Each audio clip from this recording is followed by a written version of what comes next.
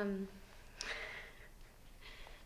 so I had just gone through a really painful breakup, and I was driving from Hartford, Connecticut to Seattle by myself.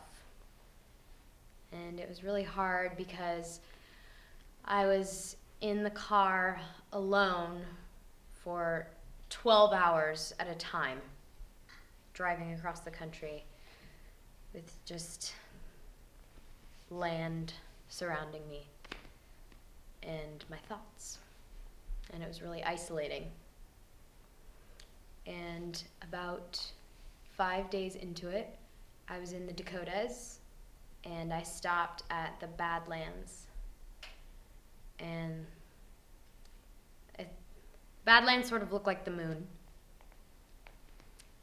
And it was the first time that I was alone, but not lonely. I felt really at peace, and I hadn't felt that way in a really, really long time because of this relationship that I had been in. And I was looking out at the Badlands, this moonscape, and feeling full of hope, and I heard this voice behind me saying, "Excuse me, ma'am, can I take your picture?" And I turned around and I was kind of misty-eyed, and I said yes, but before I could smile, this tall, beautiful man was taking my picture. And he sort of nodded and started walking back to his car, which was this big van covered in paintings of the West. And I was like, "Wait, who are you? Why did you take my picture?" And he told me his name, and that he was from Denmark, and that he was traveling for a month in this van, going across the West and down the Pacific and through the South. And we parted ways, and the next day I ran into him at a rest stop in Montana. And I was so excited to see him again because he was so beautiful and exotic.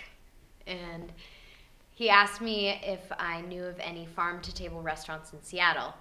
And I told him my favorite spots, and I told him I was from Seattle, and I said, "When you come to Seattle, you should stay with me." And he said yes, and he gave me his email, and I gave him my address, and I sort of hoped that he would show up because he didn't have internet. So I got home and I waited, and lo and behold, he showed up on my doorstep in all of his Dutch glory, and he was with his pregnant wife, which I was a little disappointed about. But I ended up going out to eat with them, and they told me that she was a food critic on especially organic farm-to-table restaurants, and he was a photographer, and they were taking pictures and writing about the places they had been so that they could make a book about this last adventure that they had before the baby came. And the wife said, "You're going to be a part of that story now that we tell our child."